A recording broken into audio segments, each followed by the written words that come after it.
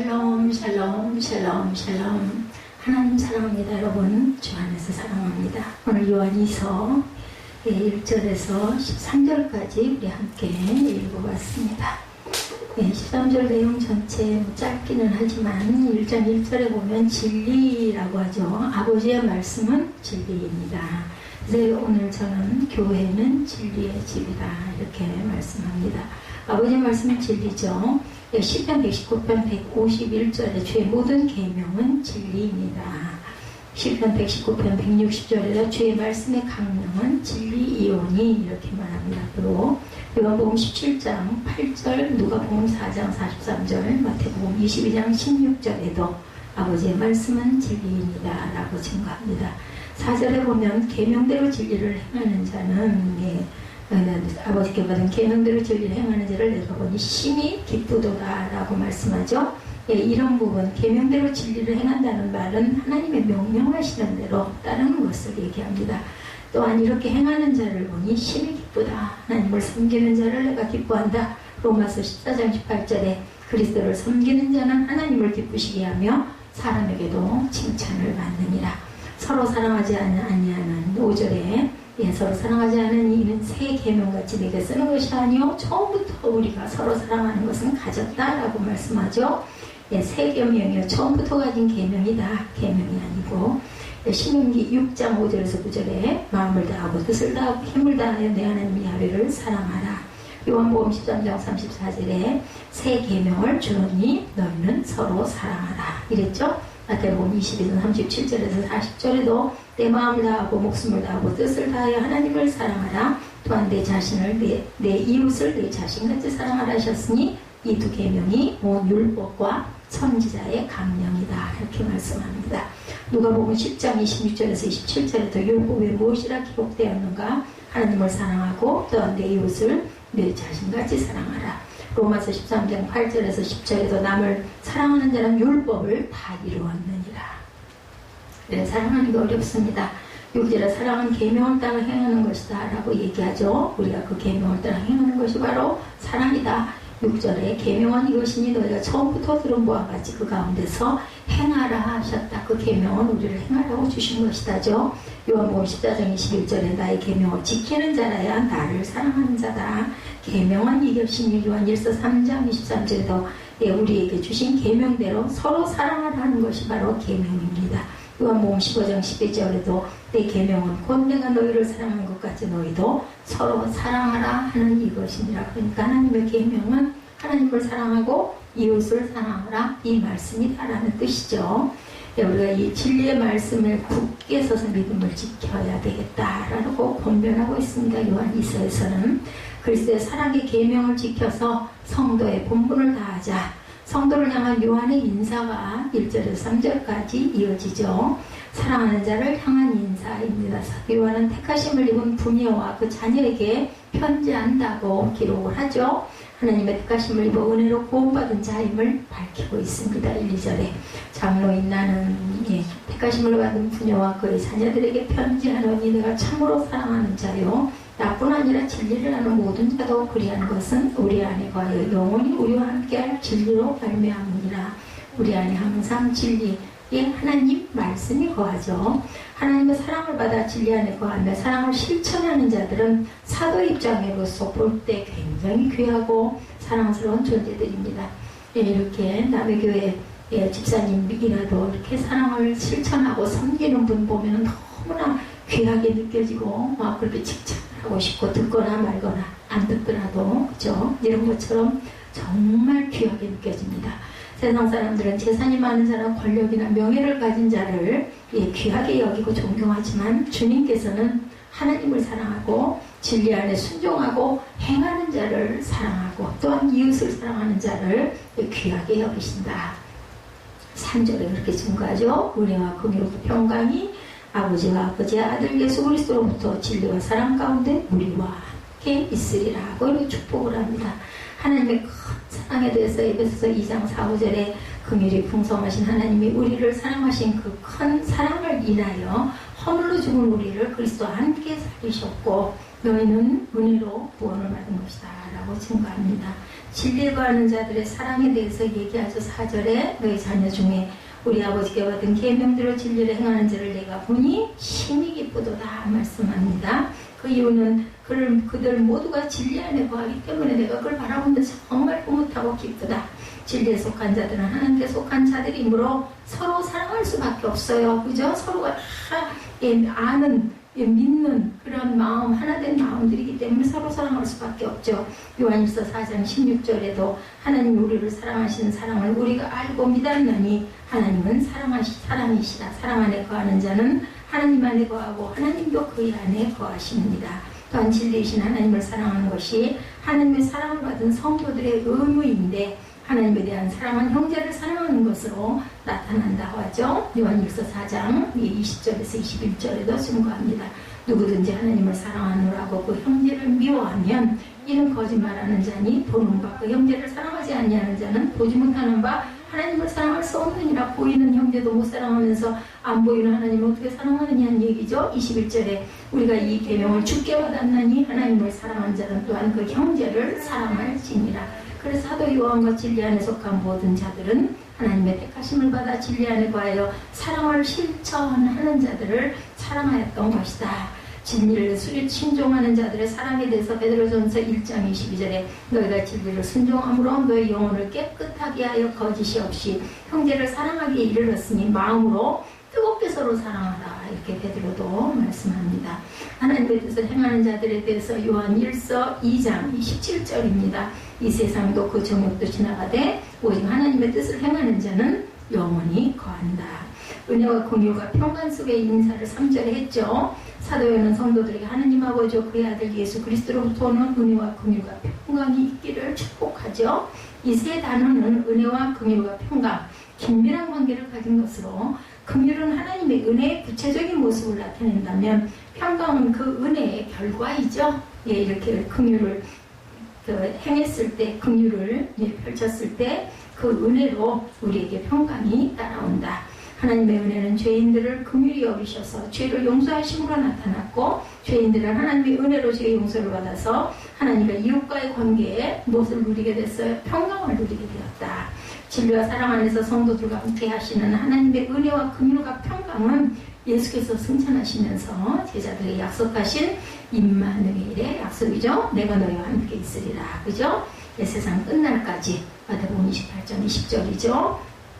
무궁한 여호와의 긍휼에 대해서 예레미야 애가 3장 22절에 야훼의 인자와 긍휼이 무궁하심으로 우리가 진멸되지 아니함이라. 그 긍휼로 우리가 진멸되지 않았다. 평강의 근원이신 하나님에 대해서 빌립보서 4장 7절입니다. 그리하면 모든 지각에 뛰어난 하나님의 평강이 그리스도 예수 안에서 너희 마음과 생각을 지키시리라. 사랑의 계명을 지켜야 할 성도들에 대해서 6절에 증거되어 있습니다. 또 사랑은 이것이니 우리가 그 계명을 따라 행하는 것이요 계명은 이것이니 너희가 처음부터 들은 바와 같이 그 가운데서 행하라 하시니라. 행하라 계속 나오죠. 사도 요한의 기쁨입니다. 사도 요한은 성도의 자녀 중에 하나님께 받은 계명대로 진리 가운데 행하는 자로 인하여 내가 기뻐한다고 4절에 말하죠. 계명대로 진리를 행하는 자를 내가 보니 심히 기쁘도다. 복음 사역자에게 있어서 진리의 복음을 전하고 그 복음이 성도 안에서 결실되는 것이 최고의 기쁨이다. 요한은 성도가 복음을 믿고 그 믿음대로 사랑으로 행함으로 인하여 기쁘다라는 겁니다. 성도가 사랑으로 행함이 복음 사역자의 기쁨이 되는 것은 궁극적으로 하나님의 기뻐하심이 되기 때문이다. 우리가 제자를 잘 양육하면 왜 기뻐요? 정말 이 제자가 잘 될 걸 믿기 때문에 너무너무 기쁘죠. 하나님이 기뻐하시는 일을 내가 했을 때 그 하나님이 더 좋아하실 걸 생각하면서 우리가 기쁩니다.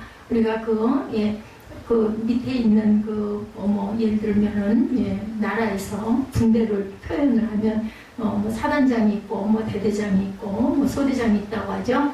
소대에 있는 대원들이 너무나 어떤 것을 열심히 잘 이루고 나면은 대대장이 기뻐할 것을 생각하면서 소대장은 기뻐하는 것처럼 우리가 열심히 사역자들이 그 자녀들을 잘 길러가지고 정말 잘하면은 하나님이 얼마나 흐뭇해 하실까 그걸 생각하면서 우리는 기쁘다.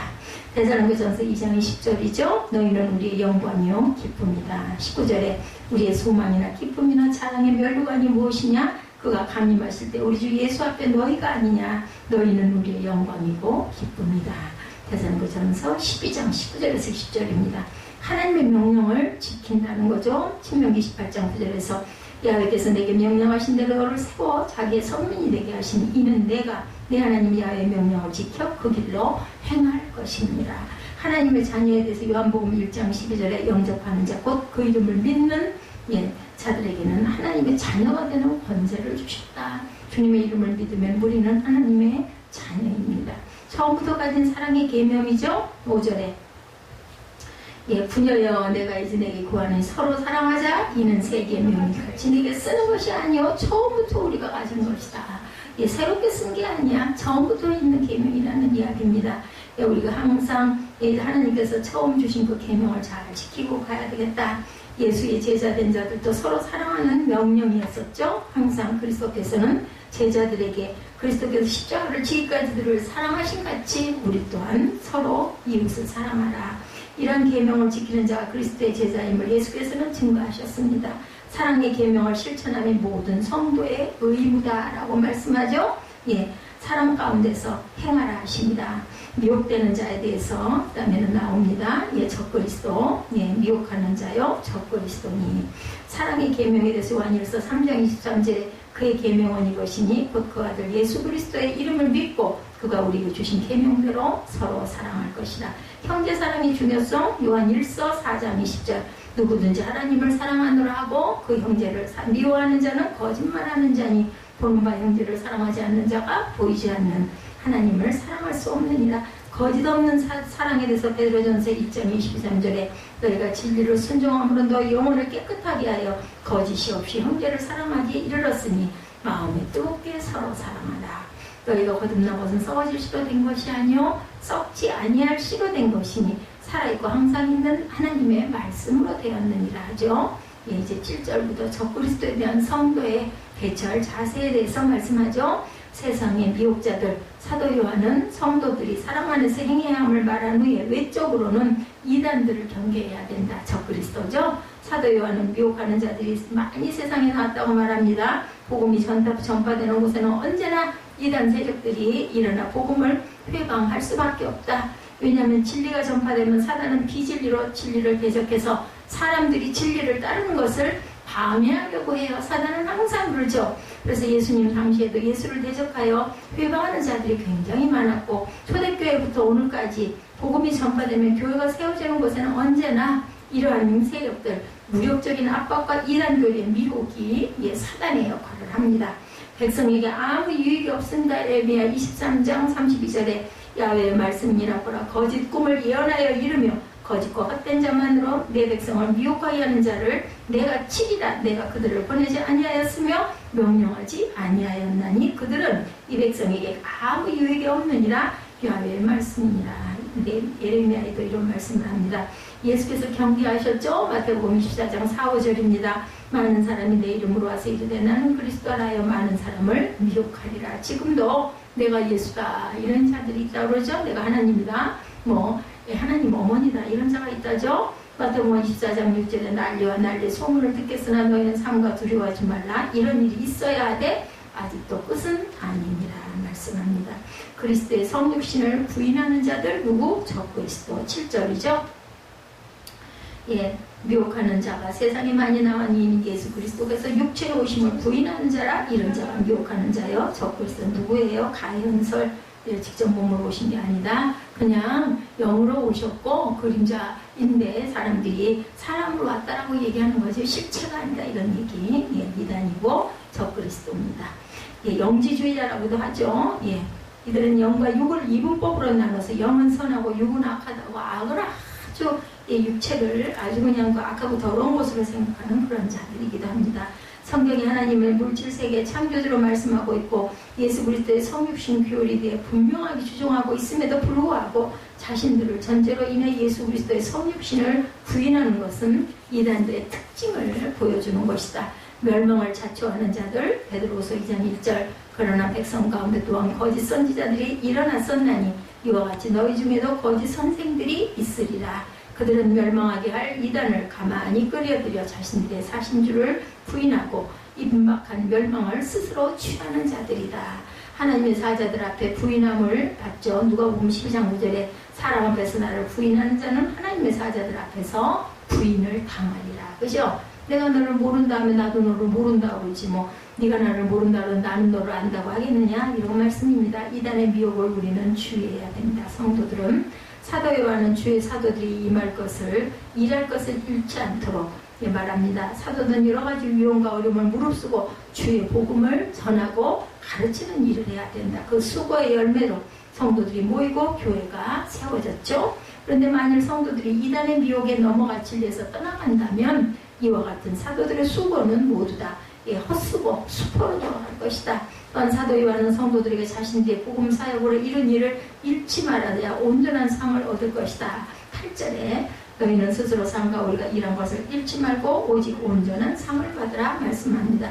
여기서 온전한 상은 온전한 구원받음을 의미합니다. 성도들이 사도들이 전해준 진리의 말씀대로 살아가면 온전한 구원을 받게 될 것이다. 요한은 이단에 대해서 경계심을 강조하기 위해서 이단들과 인사도 하지 말아라 10절에 아주 강하게 얘기하죠. 누구든지 기원을 갖추지 않고 너에게 나아가거든 그를 집에 들이지도 말고 인사도 하지 말아라. 단호한 태도를 취해야 된다라는 말씀입니다. 미혹자들을 경계하라고 로마서 16장 17, 8절입니다. 형제들아 내가 너희를 권하노니 너희가 배운 교훈을 거슬러 분쟁을 일으키거나 거치게 하는 자들을 살피고 그들에게서 떠나라. 이 같은 자들은 우리 주 예수 그리스도를 섬기지 아니하고 다만 자기들의 배만 섬기나니 교활한 말과 아첨하는 말로 순진한 자들의 마음을 미혹하느니라. 함께 사귀지 말라. 고린도전서 5장 11절입니다. 이제 내가 너에게 쓴 것은 만일 어떤 형제가 일컫는 자가 음행하거나 탐욕을 부리거나 우상숭배를 하거나 모욕하거나 술 취하거나 속여 빼앗거든 사귀지도 말고 그런 자와는 함께 먹지도 말라 합니다. 그리스도의 복음을 믿어 구원을 받은 성도는 그리스도의 명령을 쫓아 사랑의 계명을 지켜야 함과 동시에 그리스도께서 주신 진리의 복음을 온전히 지켜야 할 의무가 있다. 우리 대한민국 국민은 의무를 가지고 있어요. 납세의 의무, 국방의 의무 이런 의무들이 있죠. 마지막 때가 가까울수록 악한 세력들이 하나님의 교회를 파괴하기 위해 거짓 교훈을 많이 퍼뜨림으로 성도는 하나님의 말씀으로 이단을 항상 물리쳐야 되고 우리가 전신갑주를 입어야 된다. 세계의 유명한 대학들의 교훈을 보면 굉장히 성경적입니다. 그래서 한번 조사를 해봤습니다. 하버드 대학교는 교훈이 진리입니다. 또한 예일 대학교는 진리와 빛입니다. 프리스턴 대학교는 신구약 성경입니다. 오죽하면 옥스퍼드 대학교는 시편 36편 9절 진실로 생명의 원천이 주께 있사오니 주의 비단에 우리가 빛을 보리이다. 이것이 옥스퍼드 대학교의 그 교훈이라고 합니다. 이런 역사적 학교들의 그리스도를 본받는 데서 이 학교들은 모두 다 출발을 했는데 한국에 있는 대학교들도 교훈을 보면 진리를 많이 사용하고 있습니다. 서울대학교는 진리는 나의 빛이다. 연세대학교는 진리가 너희를 자유케 하리라. 고려대학은 자유, 정의, 진리. 숭실대학은 진리, 사랑, 봉사. 가톨릭대학교는 진리, 사랑, 봉사. 단국대학교는 진리, 봉사. 삼육대학교는 진리, 사랑, 봉사. 동덕여자대학교는 도의 진리, 화합. 서울시립대학교는 진리, 창조, 봉사.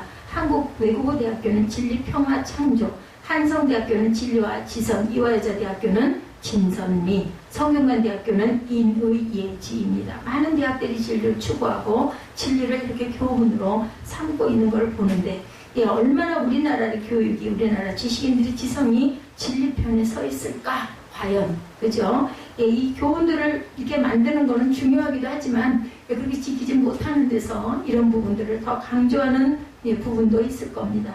대학이나 학문을 탓할 수만은 없는 것. 진리에 지배해야 하는 교회도 진리보다는 뭐가 앞서요?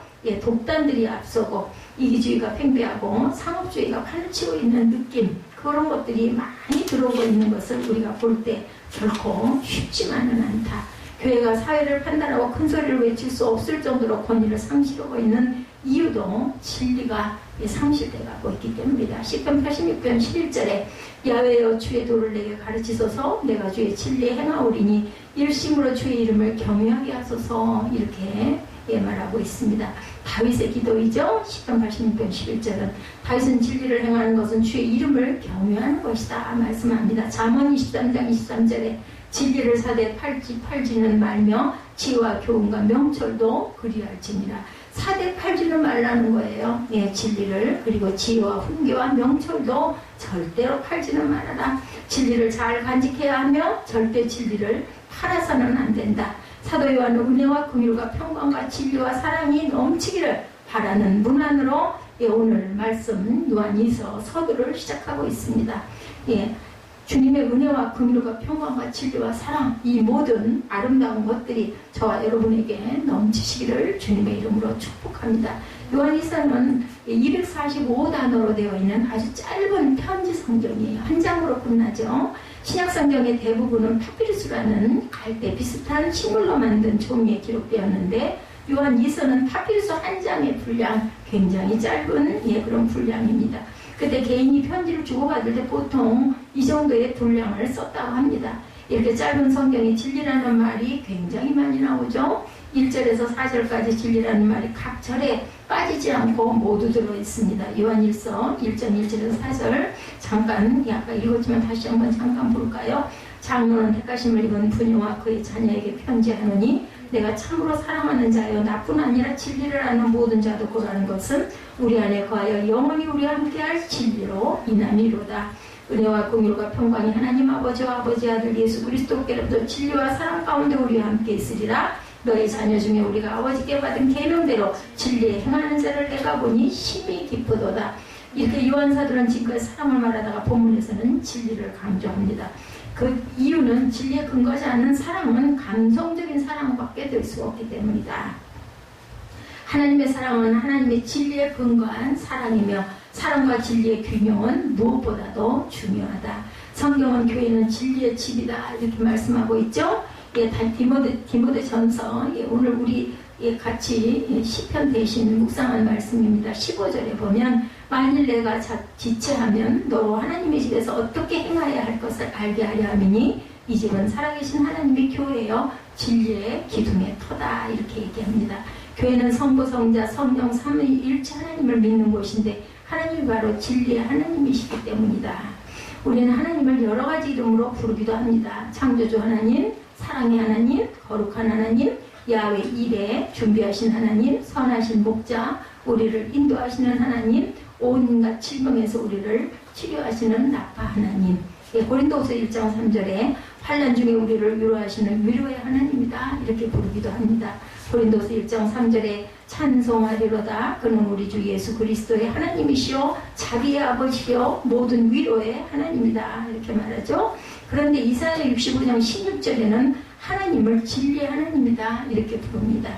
이러므로 땅에서 자기를 위하여 복을 구하는 자는 진리를 하나님을 향하여 복을 구할 것이요 땅에서 맹세하는 자는 진리의 하나님을 맹세하리니 이는 이제는 환난이 잊어졌고 내 눈앞에 숨겨졌습니다. 시편 기자도 시편 31편 5절에 내가 나와 영을 주의 손에 부탁하나이다. 진리 하나님 야훼여 나를 구속하셨나이다. 진리 하나님을 히브리 말로는 엘로헤 아멘이라고 표기합니다. 예수 그리스도와 진리는 같은 뜻이기 때문에 교회에서는 진리란 말을 아주 중요하게 사용하죠. 요한복음 1장 14절에 너무 잘 아는 말씀이죠. 말씀이 육신이 되어 우리 가운데 거하시매 우리가 그 영광을 보니 아버지의 독생자의 영광이요 은혜와 진리가 충만하더라. 1장 17절에도 율법은 모세로 말미암아 주신 것이요 은혜와 진리는 예수 그리스도로 말미암아 온 것이라. 예수님은 내가 곧 뭐라고 그러세요? 길이요 진리요 생명이니 나로 말미암지 않고는 아버지께로 올 자가 없다. 요한복음 14장 6절이죠. 또 성령이 진리의 영이다. 예수님은 요한복음 14장 16절에서 하나님이 우리에게 누구를 주셨어요? 보혜사 성령을 주셔서 영원토록 우리와 함께 있게 하겠다 하시면서 그 성령은 진리의 영이다 말씀하죠. 요한복음 14장 17절에 저는 진리의 영이라 세상은 등이 저를 받지 못하나니 이는 저를 보지도 못하고 알지도 못함이라. 그러나 너희는 저를 아나니 저는 너희와 함께 거하시며 너희 속에 계시겠습니다. 15장 26절에 내가 아버지께로 너에게 보낼 보혜사 곧 아버지께로 나오시는 진리의 성령이 오실 때 그가 나를 증거할 것이요. 16장 13절에 요한복음입니다. 그러나 진리의 성령이 오시면 그가 너희를 모두 진리 가운데로 인도하시니 그가 자의로 말하지 않고 오직 듣는 것을 말하시며 장래일을 너에게 알리시리라. 성부, 성자, 성령 하나님, 성삼위 하나님은 모두 뭐세요? 진리시죠. 교회에서는 진리를 무엇보다도 중요하게 여긴다. 그래서 오직이나 하면은 교회는 진리의 집이다. 맞죠? 예, 진리는 교회의 생명이고 교회는 진리를 핵으로 하는 공동체이기도 합니다. 첫째, 교회에서 말하는 사랑은 진리 때문에 사랑하는 것이 되어야 합니다. 기독교에서 가장 중요한 말을 들으라 하면 뭐예요? 기독교? 예, 생명은 사랑이죠. 사랑. 그죠? 어떤 교회가 좋은 교회? 다 좋은 교회. 교회는 전부 좋은 교회예요. 근데 사랑이 넘치는 교회. 그죠? 좋은 교회입니다. 그래서 어떤 교회는 사랑의 교회. 그죠? 굉장히 유명하죠? 이렇게 말씀하기도 하고 이름을 짓기도 합니다. 오늘 본문의 성도는 진리 때문에 서로 사랑하는 존재들인 것이다 라고 가르치고 계시죠. 1절과 2절을 읽으면 표준 새 번역 개정판에는 장로인 나는 택하심을 받는 믿음의 자매와 그 자녀에게 이글을 씁니다. 나는 여러분을 진정으로 사랑합니다. 나만이 아니라 진리를 깨달은 모든 사람이 여러분을 사랑합니다. 그것은 지금 우리 속에 있고 또 영원히 우리와 함께할 진리 때문입니다. 이렇게 번역이 되어 있습니다. 교회의 사랑은 이와 같이 진리를 중심으로 한 사랑, 말씀이 중심이라는 뜻입니다. 교회는 예수님이 우리를 사랑하신다는 진리를 기초로 하고 있습니다. 그래서 우리를 구속해 주시려고 목숨까지 주셨죠. 진리를 동반하지 않는 사랑은 그리스도의 사랑이 아닙니다. 그래서 우리가 공동체 안에서는 서로 사랑해야 되고 하나 돼야 되고 하나됨으로 인하여 우리가 어떤 것도 서로 나누어야 되고 기도해야 되죠. 예, 어느 원로 신학자들에게 제자들이 박사님 평생을 신학을 연구해 오셨는데 박사님은 예, 과연 예, 어떤 마음을 가지고 사십니까? 하고 예, 여쭤봤다고 그래요. 그랬더니 그분의 어떤 마음으로 가장 큰 진리는 뭡니까? 물었더니 이 신학자가 즉석에서 예수께서 나를 사랑하신다는 단순한 진리입니다. 라고 대답했다고 합니다. 가장 위대한 사랑의 창가라고 하는 고린도전서 13장 6절에도 사랑은 뭐라고 그래요? 진리와 함께 기뻐한다 말씀하죠. 사랑과 진리가 만나면 뭐가 돼요? 기쁨이 된다. 요한이서에서 요한복음, 요한일서, 요한3서, 요한계시록과 함께 요한 문서 가운데 하나입니다. 사도 요한은 사랑의 사도라는 별명을 가지고 있죠. 사도 요한이 사랑의 사도라는 사실을 말할 때 거의 자동적으로 따르는 설명, 예, 여러분들 아실 거예요. 요한은 처음에는 성격이 어땠어요? 우레라고 그랬죠. 우레, 예, 도안옥에 우레와 같다. 엄청 시끄럽고 너무나 급한 일어나죠. 아주 성격이 정말 불같은 사람이었다라는 거죠. 그래서 마가복음 3장 17절에도 우레의 아들이다 이렇게 얘기하고 있습니다. 제자들 사이에 예, 마음에 맞지 않는 일이 있으면 큰 소리를 지르기도 하고 예, 그리고 화를 잘 냈던 그런 사람이었던 것 같습니다. 예수께서 사마리아 마을로 들어가셨는데 사마리아 사람들이 받아들이지 않으니까 요한은 불을 명하여 하늘로부터 내려 저를 멸하자 하다가 예수께 꾸중을 듣죠. 누가복음 9장 54절에 제자 야고보와 요한이 이를 보고 이르되 주여 우리가 불을 명하여 하늘로부터 내려 저들을 멸하기를 원하시나이까? 라고 물어봤다. 야단을 맞았어요. 그러한 요한이 예수를 믿고 따르는 가운데 어떻게 변화가 됐다고요? 사랑의 사도가 됐다. 100살이 넘어가지고도 양쪽에서 부추겨서 앞에 강단에다 갔다가 여자처럼 서 있지 못하고 의자에 놓고 딱 앉으시면은 오늘은 제발 똑같은 설교하지 마시고 오늘은 좀 다른 설교를 해주세요. 그러면 너희가 서로 사랑하라 그랬다고 합니다. 예, 그걸 깨달으신 거죠. 아, 하나님은 사랑이시고 하나님은 사랑의 말씀 진리는 모두 다 사랑이다라는 깨달으신 거예요. 5장 3절 앞부분에 하나님을 사랑하는 것은 이것이니 우리가 그의 계명들을 지키시는 것이라. 이와 같은 사랑의 메아리는 요한 2서에도 연결되고 있죠. 요한일서 4장 7절 사랑하는 자들아 우리가 서로 사랑하자. 사랑은 하나님께 속한 것이니 사랑하는 자마다 하나님으로부터 나서 하나님을 알고 사랑하지 아니하는 자는 하나님을 알지 못하나니 이는 하나님은 사랑이시더라.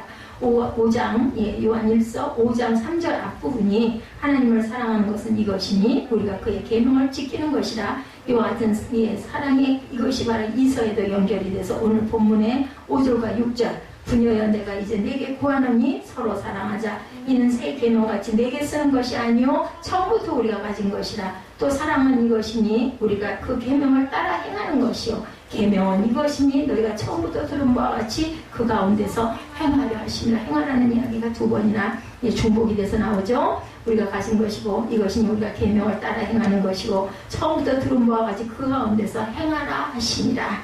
이 사랑은 진리를 바탕으로 한 사랑, 진리를 바탕으로 한 사랑이 아니라면 요한이서는 부도덕한 문서로 여겨졌을 것이다. 5절에 부녀여, 부녀라는 것은 어떤 뜻인지 알죠? 내가 이제 내게 구한다. 서로 사랑하자. 이 사람이 진리를 바탕으로 한 사랑이 아니고 남녀간의 에로틱한 사랑이라면 말이 안 되는 거죠. 교회의 사랑은 진리를 바탕으로 한 사랑이다. 그럼 우리는 그래서 형제 자매여 하고 우리가 항상 찬양합니다. 교회의 사랑은 차원이 이렇게 높습니다. 아름답고 감동적입니다. 대가를 바르지 않습니다. 용서와 이해가 따라 있습니다. 교회의 사랑은 무엇보다 변하지 않는 사랑, 주님에게 대한 사랑도 변하지 말아야 하고 성도끼리의 사랑도 변하지 말아야 합니다. 우리의 사랑은 진리를 중심으로 한 사랑이라는 사실을 부끄럽지 않는 저와 여러분들이 되시길 바랍니다. 둘째, 그러나 진리가 아닌 것은 사랑하지 말아라. 요한이서 6절까지 사랑을 이야기하고 진리를 이야기하다가 7절에 와서 그죠? 이단에 대한 이야기를 하고 있습니다. 적그리스도, 미혹하는 자가 세상에 많이 나왔다. 적그리스도, 인사도 하지 말아라.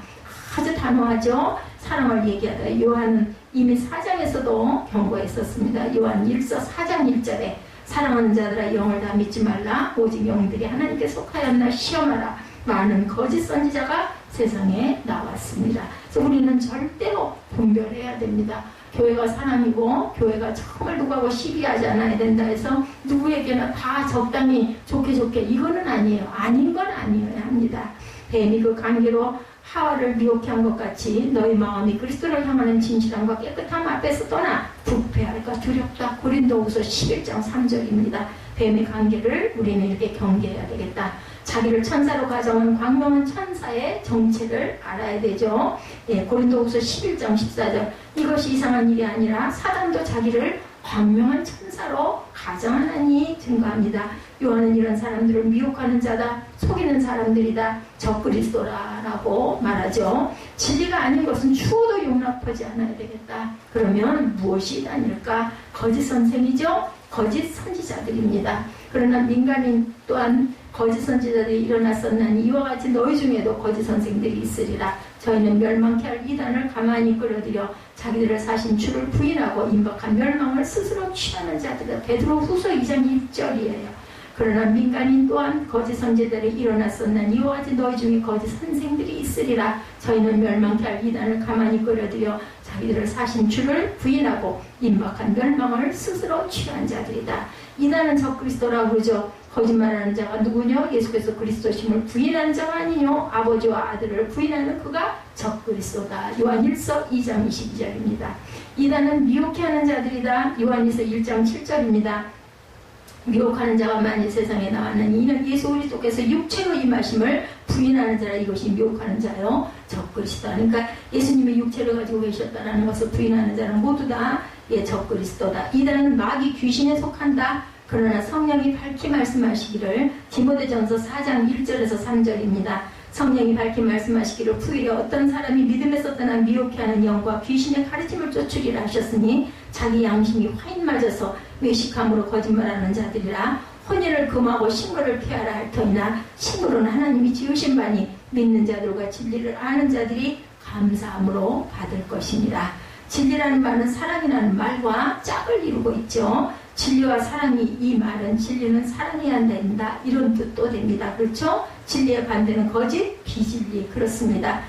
비진리라는 말은 무엇과 짝을 이루어야 될까요? 배격이라는 말과 짝을 이룹니다. 단호한 배격. 말과 짝을 이루면 진리가 아닌 것들은 단호하게 우리가 배격해야 되겠다. 사도들은 이런 진리가 아닌 것에 대해서 애매한 태도를 절대로 취해서는 안 된다. 단호한 태도를 취합니다. 그래서 교회를 위기로부터 방어하고 지켜나갑니다. 진리가 아닌 것에 대해, 이단에 대해, 그리스도의 교훈이 아닌 것에 대해서 단호한 태도를 취하는 저와 여러분들이 되셔야 합니다. 이단에 속한 사람은 한두 번 교훈한 후에 기도서 3장 10절에서 11절이죠. 멀리하라. 이러한 사람은 내가 아는 바와 같이 부패하여서 스스로 정죄한 자로 죄를 짓느니라. 집에 들이지도 인사도 하지 말라고 그러죠. 요한일서 1장 10절에서 11절 오늘 말씀에도 누구든지 이 교훈을 가지지 않고 너에게 나아가거든 그를 집에 들이지도 말고 인사도 말라. 그에게 인사하는 자는 그 악한 일에 참여한다라고도 이야기를 합니다.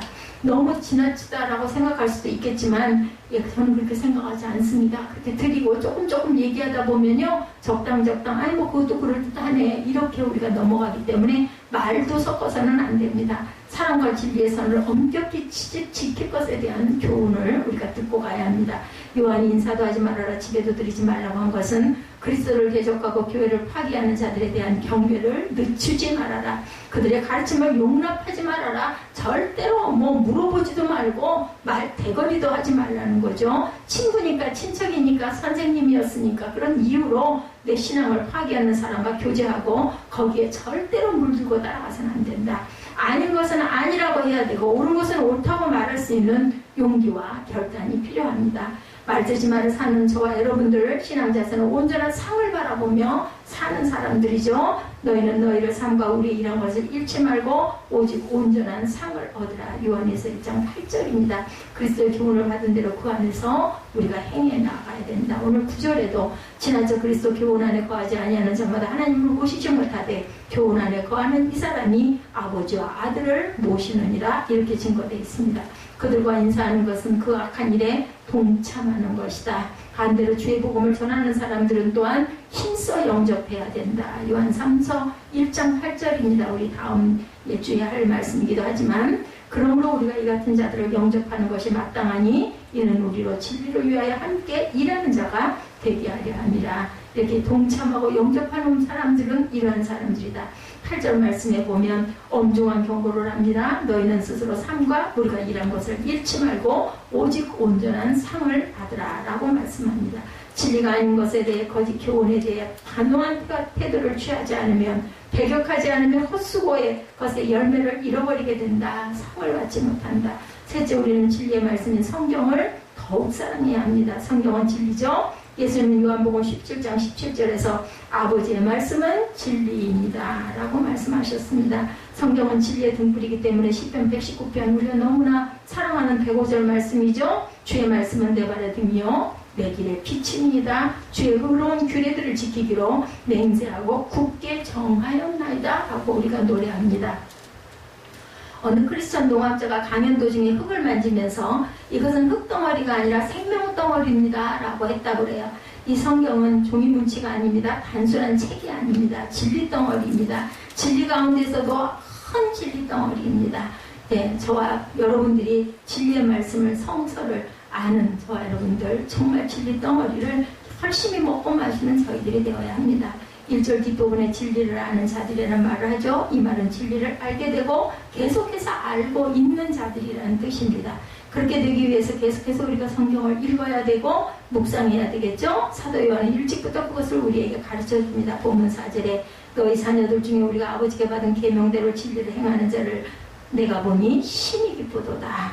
내 말은 요한 3서에도 이 말은 계속해서 반복이 됩니다. 요한 3서 1장 3, 4절에 형제들아 와서 내게 있는 진리를 증언하되 내가 진리 안에서 행한다 하니 내가 심히 기뻐하노라. 내가 내 자녀들이 진리 안에서 행한다함을 듣는 것보다 더 기쁜 일이 없도다. 이렇게 기뻐합니다. 우리들이 진리를 행할 때, 진리 안에서 행할 때 주님은 얼마나 더 크게 기뻐하실까. 진리 행하는 자는 또한 어떤 사람? 성경에 나타난 하나님의 계시에 순종하는 사람들이죠. 진리 안에서 행한다는 것은 참된 삶을 산다는 것입니다. 성경 말씀대로 살라는 것으로 부담이 느껴지면, 무슨 구속처럼 느껴지면 그 사람은 아직도 미숙한 신앙입니다. 성경은 우리를 자유롭게 해준다고 하죠. 요한복음 8장 32절에 진리를 알지니 진리가 너희를 자유롭게 하리라. 우리는 말씀을 읽으면서 자유해야 합니다. 죄에서 자유를 얻어야 합니다. 불안에서 자유를 얻어야 합니다. 이기심에서 자유를 얻어야 합니다. 죽음의 공포에서 자유를 얻어야 합니다. 예, 사람은 누구나 죽음의 공포를 안고 사는데 성경에 있는 영생과 천국과 부활에 대한 말씀은 우리를 죽음의 공포에서 자유를 누리게 합니다. 우리가 가도 우리가 거기서 정말 영생의 복락을 살 거니 자유하고, 여기서는 또 여기서대로 내 가까운 내 정다운 얼굴들이 있으니 너무너무 기쁘고 자유하고, 이런 말씀을 하고 살아야 되겠죠. 뭐 김경수 목사님이라는 분이 돌아가셨는데 그분이 시인이셨다고 그래요. 이분이 쓴 시 가운데 진리가 우리를 자유하게 하나이다 라는 시가 있는데, 진리가 우리를 자유하게 하나이다, 사랑이 우리를 너그럽게 하나이다, 사랑의 주 하나님, 영광의 주 하나님, 자유하게 하소서, 사랑하게 하소서, 믿음이 우리를 하나 되게 하나이다. 성령이 우리를 거듭나게 하나이다. 사랑의 주 하나님, 영광의 주 하나님, 자유하게 하소서, 사랑하게 하소서.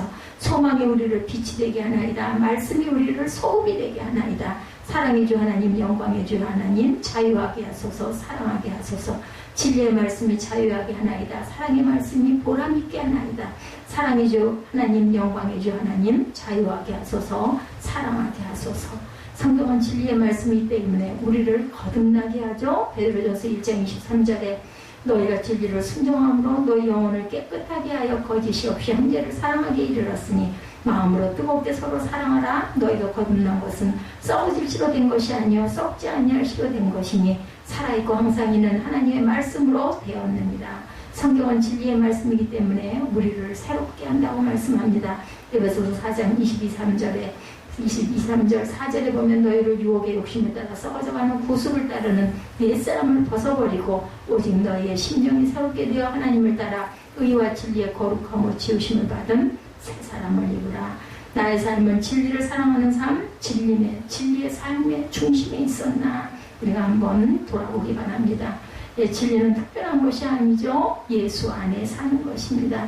요한복음 18장 38절에 빌라도가 가로되 진리가 무엇이냐 하더라 합니다. 빌라도는 진리이신 예수님을 앞에 두고도 진리가 뭔지 모릅니다. 지금도 예수를 모르는 사람은 진리가 뭔지 모릅니다. 지금도 진리를 알지 못하는 까닭은 예수님을 알지 못하기 때문이죠. 그래서 참다운 삶을 살지 못합니다. 교회는 진리의 빛으로 다시 설 때 진리를 확실히 전할 수 있고, 교회가 먼저 진리 위에 굳고 안하게 서야 진리를 가르칠 수 있고, 교회가 거짓에서 떠나 진리 위에 서야 세상을 비추는 등대가 됩니다. 하나님의 진리 등대 길이 빛나리. 우리 찬양 많이 하죠.